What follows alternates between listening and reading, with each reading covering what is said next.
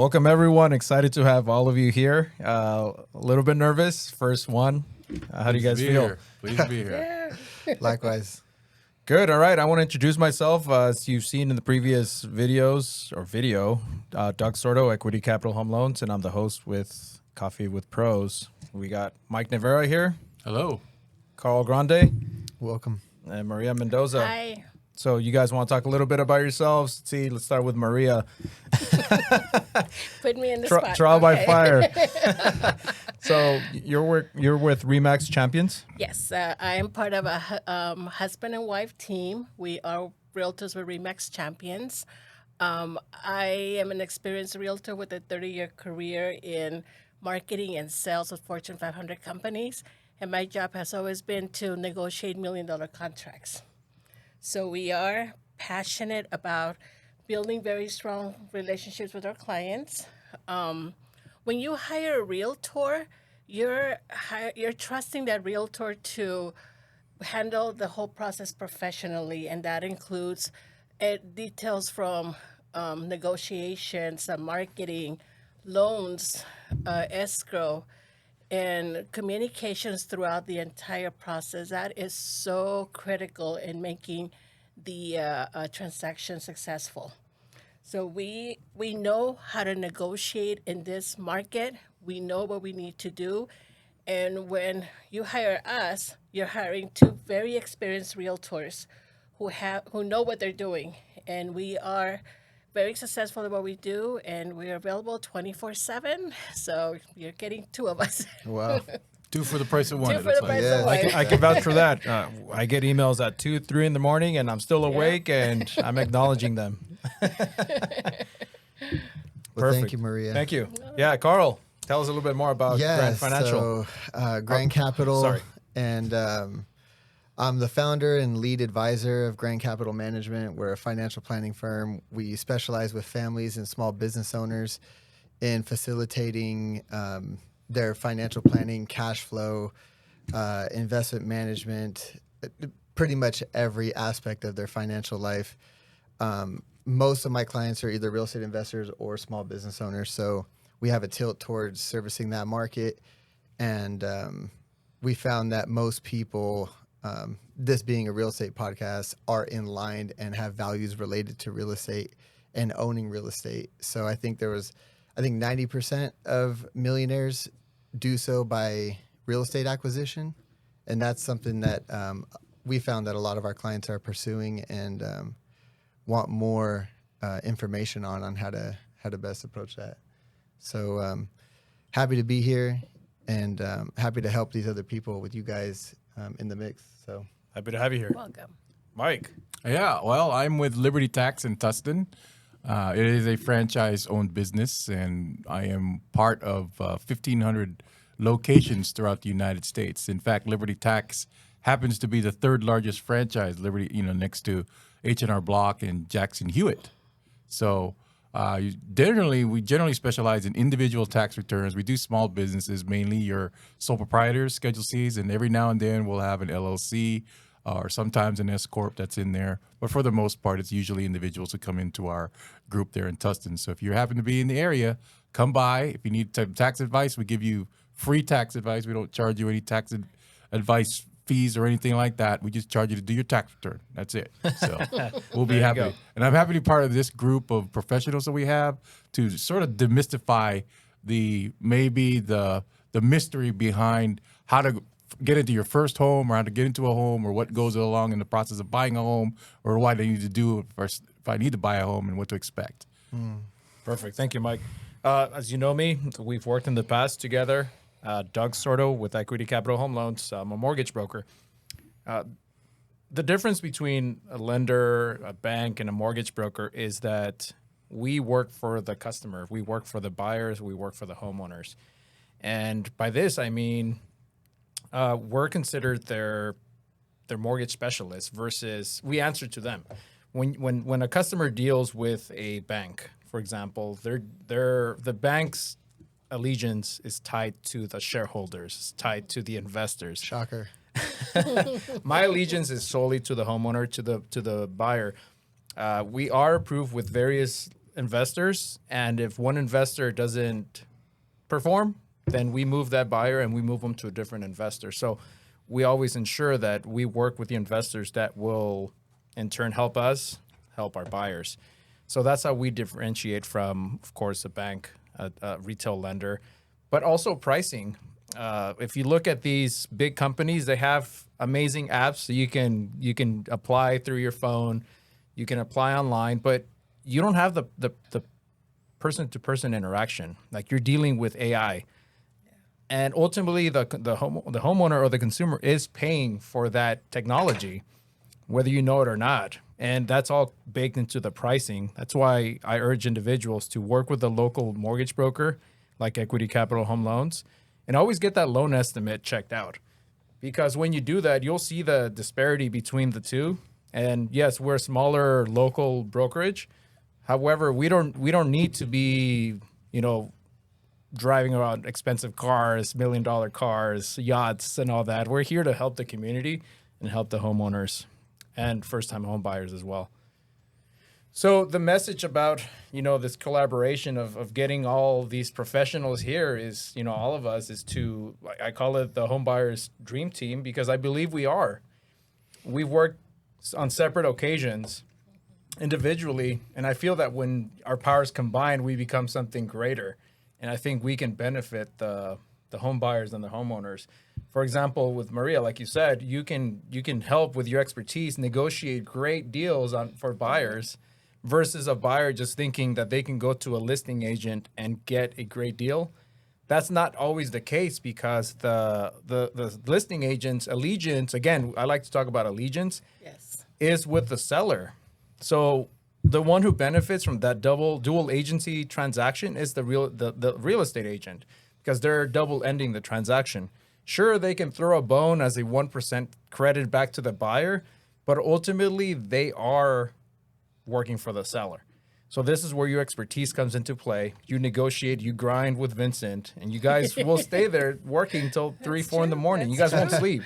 That's true. We've written offers at 2 in the morning, gotten them accepted at 8 o'clock in the morning. So yeah. And most of the time, it's the communication. These offers get accepted because they see the communication and the diligence that Maria and Vincent have.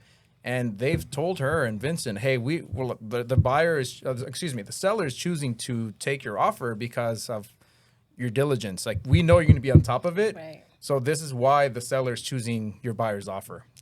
Solid. So her batting rate is amazing. So moving on with Carl, you're the money guy. You're the one that facilitates a cash flow. You find ways to find that cash flow. Yes. The budget. Absolutely. No, I have my mind's eye is focused on the angles, right? And where to find the money. So finding the money and then creating the cash flow to allow for not just one real estate transaction, because that's just one part of the client's values, right? Mm-hmm. There's new cars, there's vacations, right? There's college, there's loss of income and retirement, right? So facilitation of all those different actual life circumstances is where we've been trained to identify the angles on how to best navigate through each of these financial industries, right? So real estate being one, real estate being the predominant goal or asset that we use. And it's been really nice, sitting with people who supposedly need financial advice, right? I've been sitting on the other side of that table for 10 years who need advice, but these people have a lot more money than I ever had, right? Mm-hmm. And so it's been a very humbling experience to see all that. But the money situation, the cash flow, the directing of the cash flow, that's probably more important than investment return. I think a lot of financial advisors speak on investment return when they really should be talking about the B word, right? The B word is not a bad word. It's right. Budget, right? It's more like cash flow plan. If you can cash flow plan properly, you can steadily see on a month-to-month basis that your goals and your objectives in life are going to be fulfilled, but you have to manage your money the right way. And it starts with looking at yourself. It starts with looking at your values and aligning your values to your finances so you can then concentrate your efforts on the things that you want to happen. And if you do that, then you can take actionable steps, right? So I'm big on information, providing information, and getting people to understand and see that there is light at the end of the tunnel. Just a matter of, educating them first on what outcome is being produced. And then once we know what outcome is being produced, we can then, have information to make better decisions and actions. So With what you said, that's key right there, which actually connects Mike into that piece right there. Saving money. That's where you find the strategies on how to save that money. Absolutely, absolutely. There's a couple of things in real estate that maybe not a lot of people know about or so. So, the first of all is basically the tax code. The tax code is written in such a way where they want you to get married, have kids, and own real estate. That's the dream of America, right, guys? So when you basically purchase a home, most people who purchase a home can do what's called itemized deductions now at this point. So I'll give you an example. If you have a married couple, maybe makes combined total of $100,000 a year, their total combined standard deduction is $24,000. In other words, on $100,000, they're only taxed on $76,000. Well, let's say you buy a $500,000 home, and let's just use a very simplistic example. So, first of all, when you now finally can go above $24,000 in deductions, you do what's called a process called itemization of taxes. So what you do basically is you take let's say you're paying 5% on that $500,000. That's $25,000, right? So you can take that, you can subtract that, and then that's already more than the $24,000 standard deduction that you have. And then it's likely you're going to pay maybe $7,500 a year in real estate taxes, right? And you're going to be able to deduct the state taxes that you're being taken out of your W-2s if you're a W-2 wage earner, or the state tax that you paid if you're self-employed. And so that is capped at $10,000 for the year. So $25,000 in interest and $10,000 in property taxes. Yeah, SALT, which is state and local tax that you're paying is $35,000 that you can subtract from your income. Now you're being taxed on $65,000 instead of $74,000. So, if you look at it, if you're in the 25% tax bracket, 25% of $35,000 is a little over $7,000. Is that right? 3,500 and 3,500. Right around there. Yeah. So you're going to be able to save at least $7,000 a year in taxes, which you take that and you divide it by, let's say, 12 months. That's just under $700 a month that you'll be able to save. So if you're worried about a $3,200 rent payment going up to $4,000, you can save just in that alone. So that's the kind of a thing that we look at. And then on top of that, at the end of 5 years, if you sell your home, you're going to get on that same married couple, you're going to get a capital gain exemption. In other words, if you sell your home and you gain at least $500,000, that $500,000 comes out tax free to you. So I like to scour the internet, Reddit, for example. There's a lot of smart people there, but at the same time, there are some people that are just doom and gloom. But I so enjoy reading their content. Anyway, I know there's a little section called RE Bubble. Not sure if you guys have checked it out. It's Real Estate Bubble. And a lot of people, some great information there about, pricing correction, price drops and all that.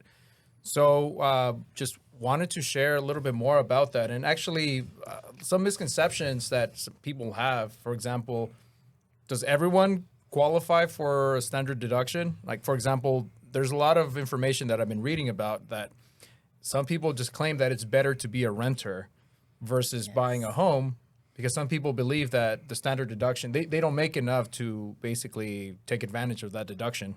Right. What do you have to say about that? Well, the standard deduction is created every year by Congress. They always agree to usually increase it, by maybe $100 or $50, $100 to $150 every year. So, so everybody, as long as you're married as a couple, you get $24,000, which comes out to about $12,000. It may increase in 2022, and it might increase, like I said, by $100 or so, but it comes to around that, and everybody gets it. So, but not a lot of people take advantage of it because they don't know how to take advantage of it. Before, what come into play is we only talked about one portion of what's be able to deduct from your tax returns. And that would be your real estate interest, If you had mortgage insurance, that could be deductible as well.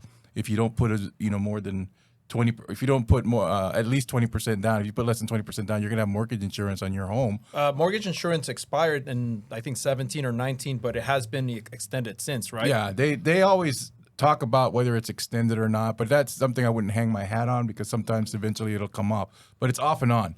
So what you're saying is that sometimes PMI is not a bad thing. right, it's not a bad thing sometimes. Because there's the negative connotation on PMI. Obviously PMI, for individuals that don't know, is it's some sort of insurance that the lenders provide in case it protects them against any future default. Foreclosure, they're protected. The investors are protected. So the negative connotation on PMI is like my payment's gonna be $300-$400 more by having PMI. Well, if you're putting anywhere 20% or less as a down payment, you're required to have it. There's other alternatives to buy it out, but it will cost you about 15 to 20 grand. So the way, property values have been in the last 2 years, you could have eliminated PMI within 6 to 12 months. I don't know how it's going to be now, but nonetheless, this is where the tax specialist comes into play, because if you have a good one, they can go ahead and they can look at your scenario and say, hey, you got PMI, you can deduct it. Right. And I want to add to that. Do you mind if I jump in go just ahead. for 1 second? So, because I see this scenario all the time, and I just actually gave an example the other day. It's like, okay, do you want to spend $30,000 on rent with no deductions, or to Mike's point, spend $60,000 but get $40,000 in deductions, right, through property taxes, mortgage interest, and those two things are going to equate more. Especially on the front end of an amortization schedule, which is when you first buy the house, right? Those taxes are going to be really, really, those deductions are going to be prevalent. So I think the tax specialist, again, working in conjunction, right, with the other professional to understand and educate the consumer on how to best navigate that, right? The deductions that we're going to get plus managing the cash flow. Those go hand in hand, right? You have to make sure that you're getting the full spectrum related to that. But the renting, you do not get deduction for renting. That's just the bottom line, Right.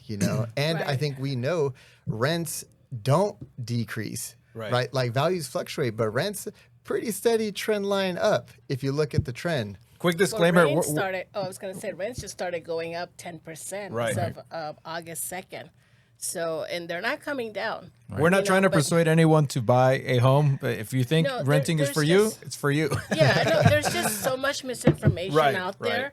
Right. Everybody means well. Your friends and family, everybody means well. But if you need to get educated. When you read the headlines, read the entire article. Make sure it's about California. And make sure it's a credible. Yes, it's a credible source. Exactly. Yeah. And having a team like us, I mean. We're professionals, so you have us. We're all here. Any questions? You have to source the resources. Exactly. Now, so, Right. And I'm always going to be coaching my clients whenever they come to me. I had a single guy last year, retired Navy man. He went and worked privately after a while into some government contract, making about $120,000 a year, still renting in South Orange County. And the problem with him is, hey, he's at a point in his life where you need some deductions, and the standard deduction is not going to give you any justice on your tax bill. So one of the things that I said, hey, you might want to just buy a house because you can afford to buy one now, with that, even if it's a small condo in where you live. So those are the types of things that, I can probably start that train towards that, and then I can maybe refer them over to a realtor, refer them over to a financial planner, however it is, to make sure that they are comfortable with that decision to go into finally buying a home. Right. Well, that client finally did buy a house. So Nice. Congrats and to it him. works out. Yeah, Yes, that's amen. pretty good. So, and that helps out with what I was telling them is, hey, if you want to take advantage of that, all those deductions and not give your money away to Uncle Sam, let me take a look at your, at your financial picture to see if you qualify for the loan, and you can even check it with your financial planner to see if it falls within the the purview of your ultimate goal when you retire in life, and if it falls into place, then that's what you should be doing. So this is perfect for both you, Carl, and Mike, working in conjunction with you guys, or individuals like yourselves with existing homeowners. rates are high right now, and a lot of people say, hey, it's not worth it for me to get out of my 2.875, my 2.5 rate, and jump into a 4.5%, 5% rate to pay off my debt. That's a lot of pushback, and a lot of people are actually hunting down these loans because let's face it, it's slowed down, and everyone's hungry, everyone's desperate, so they're trying to push these refis because there's none. They're dry. It's dried up, man. I don't push those. Only welcome customers that are willing to consider it, and it's our job to educate them. But sometimes it makes sense. We had a client together. He had 401k loans. He had car loans, high interest credit cards, and he went from a 2.75. I think his rate jumped up to 5.7, 5.75. But it made sense. I mean, this is where you stepped in. We work together. We worked together, and we made it happen. And he's happy because despite the fact that his rate went up, his payment went up, he eliminated all that debt. And I believe he was still saving about $600 after his consolidation. Oh, I think it was actually more than that. But Wow. I think one of my buddies told me, he's also in the mortgage business, he said that the rate is only as good as what it does for you, right? So the rate is going to give you the opportunity to deduct more, right? Also the thing, too, is when people understand debt, not just like their mortgage debt, but the total debt or the rate on their consumer debt, 6% is a lot less than your revolving credit cards, your installment loan, Right. and some auto loans, right? And it could be equivalent to your student loan and also your 401k loan. 401k loan, exactly. Right? So in a situation, the only way you're going to be able to actually know how to figure out the cash flow situation is if you do the math and number crunch.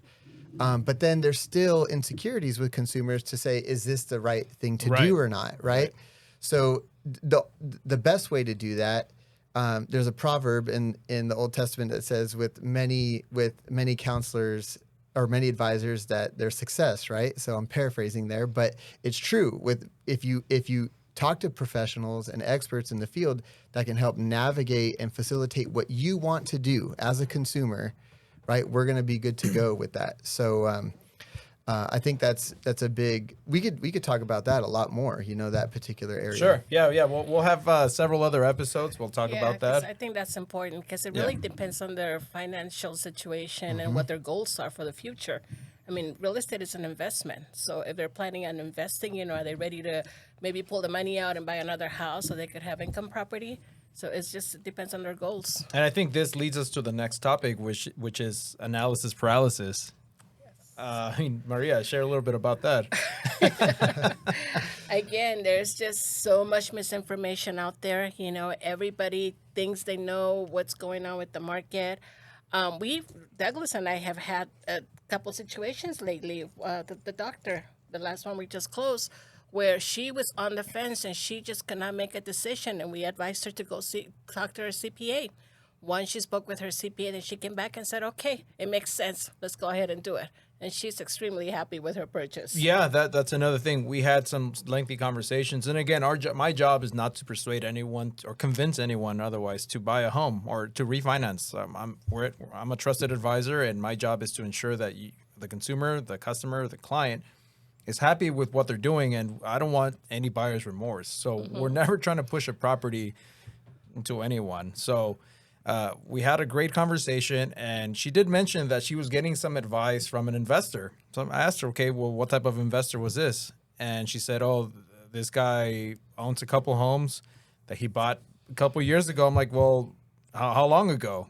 And she said, 2007, 2008. Well, back in 2008, anyone with a heartbeat prior to that could have bought a house. So some people were lucky, and they had tenants, and they continued paying rent, and they still have those properties. But so I asked her, okay, does he do that for a living? She said, no, his profession is, in the hair industry.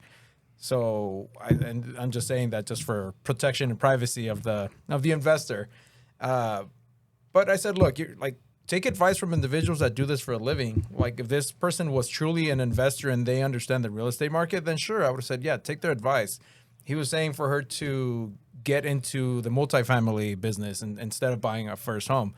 I said, she had a CPA. I said, go talk to your CPA. Here's the amortization schedule, and have him give you a strategy on how you can play around with your W-4 withholdings. And I'm sure you do that for your clients, correct? All the time. I have a lot of people who are wondering, hey, they're not taking out, how come I owe so much money? And I teach them a little bit of a tool about how to take deductions down and how to find the cash flow, like Carl is saying, by not taking out as much, knowing that you're going to save money with the real estate mortgage interest and the SALT tax that you have that's going on. So if you're the example I was giving you with that couple, if they're going to save $35,000 a year and it's close to $7,000, you can actually afford now to take your W-2 down maybe $700 a month or so, because you're going to get those deductions. And that takes into play. I did mention, we were just talking just a small bit of the itemized deductions. Now, if you had medical bills, that's over 7.5% of your adjusted gross income. You can now deduct that. Or if you're a gambler and you want to gamble and you got 2% above anything above 2% of your AGI, you can deduct that. Whereas you couldn't deduct that when you were standard deduction because you weren't itemizing. So those are some of the things that were not into play before, but now they're into play because you've eclipsed that $24,000 threshold in that couple example that I was telling you about. So after they speak with a CPA, this is where we shine on the real estate transaction. So we work collectively to ensure that now that the buyer or buyers have freed up some cash, future cash on their W-4, now they potentially can qualify for a bigger or a higher purchase price. Right, and that's one thing that I try to lead my first-time home buyers into doing. And I'll let Maria talk about that, about the stages of life that people have. That I tell everybody, you start out with a starter home and you move up, and I'll let her explain that process. Yeah, I know. Most people right now think their homes aren't selling, and they are. We still have it's becoming a buyer's market where you have more choices. You actually are able to negotiate better with the sellers. But homes are staying in the market in 10 days. And if you look at year over year, we're still, this year, price is going to increase by 9.7%. So they're still selling. And like Mike was saying, it's like stepping stones. You buy your first home after a couple of years, talk to a financial advisor, talk to a CPA, and then see if it's the right time, if it's in your budget to sell and move up to another house. And, it might be your forever home, but it's stepping stones. You got to start somewhere. This is a lifelong investment. So there's... Circling back on that, with regards to being a buyer's market, I think and I agree with you, certain areas are hotter than others. For example, I think certain areas here in Orange County are starting to slow down a bit. Homes over 900,000, I think they're sitting longer. I've seen a couple of homes sitting for 80 days, 85 days. Wow. Inland Empire, I think those homes are flying off the shelves they're because still people flying. are moving from Orange County, from LA, San Diego even. They're moving to the Inland Empire. Yeah. And I mean, we've seen 3 to 6 offers on these homes that are listed. Yeah. I have some clients up in the La Quinta, like Joshua Tree area, and those are short-term rental properties that are grossing about $200,000 a year, and those are going above list price. Wow. So those are hot. Those properties are hot. So despite of what you as a viewer see on the headlines, like you do a little more research and actually don't believe the headlines because they prey on fear. Right. So Well, if you could, what Maria was talking about, you may go into your dream home afterwards. After you buy your first home, you take the capital gain that's tax free, and then you go into your dream home, and then there's a life beyond that.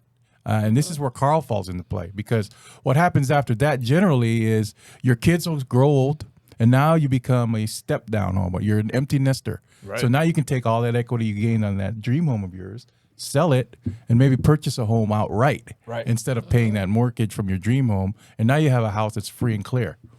Okay. And that could take however many years in the financial planning process of your life. And then maybe after that, you may want to go to a retirement home. Who knows? I don't know. But I'll let Carl explain that. Aligning values to finances, right? So I help people understand what vision they want to have for their life, right? And it doesn't always look the same for everybody.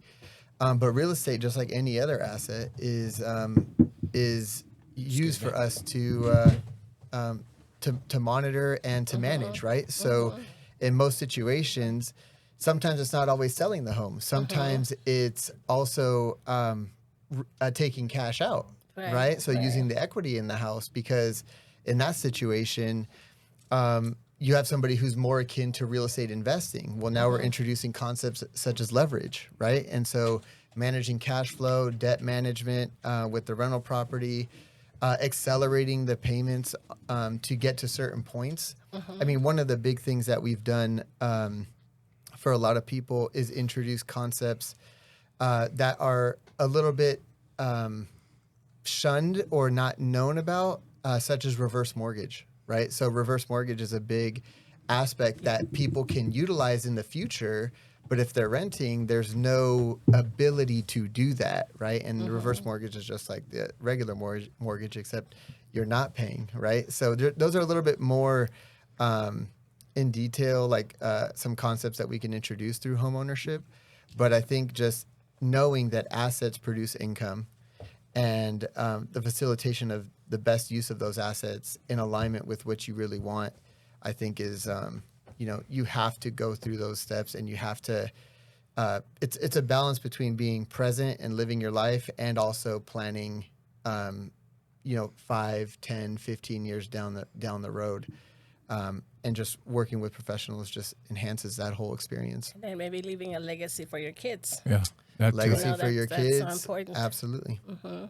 Perfect. So, just kind of like the overall collaboration here, just the message that we're trying to send to the viewers, of course, is, again, our job is not to persuade anyone. I will emphasize on that. We're not trying to push an agenda. We're trying to educate. We're trying to come up with different strategies. If you are in the market, you are thinking about it within now or the next 6 months, that's how we encourage you to speak to a real estate agent, a financial advisor, a tax specialist, enrolled agent, CPA, of course, a mortgage broker. I mean, you can decide if you want to work collectively or you want to work independently if you already have your own professionals working on the sidelines for you. But again, just this message is just encouragement. And I mean, I feel like this is something special that we have right here. There's a lot of podcasters over there outside of this. I think everyone's doing it individually. I think when you come as a group, I think that's when you have power.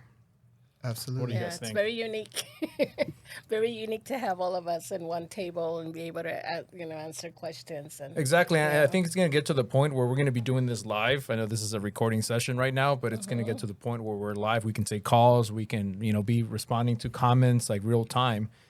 And I think it's just something beautiful. It's like a symphony almost. Yeah. Oh absolutely. man, I love it. I Awesome. love it. I think it just puts the consumer at the center, Right. Yes. and I feel like a lot of times they don't feel like they're the center, and they're bombarded with information, and then they're left to navigate through all the noise themselves, So, but if they're the center, now people are working for them, and just like what you said, man, Right. like how you're obligated to them.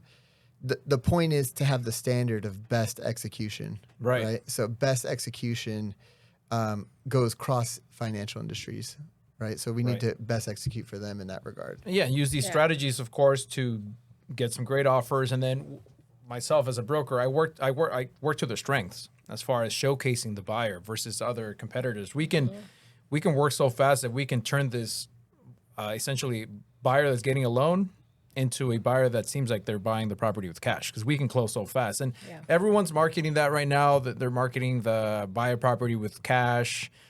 And there's a lot of gimmicks out there, a lot of TikTokers, a lot of people like on Instagram, like just following this fad. And I didn't want to fall into that category. And I mean, no disrespect to anyone that is using those platforms, but I'm doing it. me personally, I wanted to give like the consumer like a platform where they can, gather this information, this education. And I've overcome a lot of fears by being here, public speaking, of course.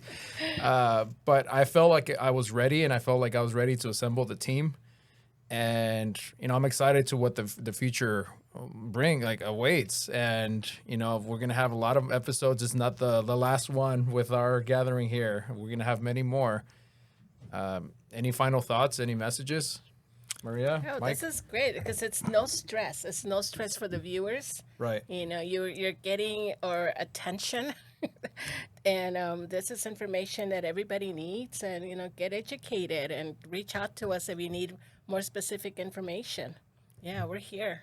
Mike? Absolutely. I agree with that. So like I said, if you can't find this stuff online by reading it, you can certainly view it. And this is one of the vehicles and one of the platforms that we have for those who don't really want to ask questions but need to know the answers, right? Yes. So Exactly. So that's and I hope that this catches a lot of you and you can hit home for you and you can relate to it and emote and understand what you need to do or what you possibly can ask. Sometimes when I first bought my home for the first time, I didn't know exactly what I was doing. But now that I have been around a few whiles, I got the ideas and all that. So it's good.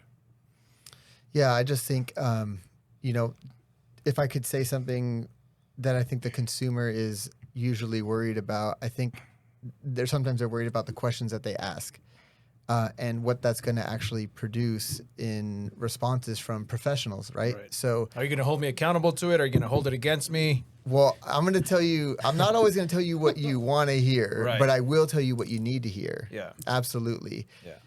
And I think that if there are questions, we're able to answer those questions in a way that there's no fear, no judgment or anything like that.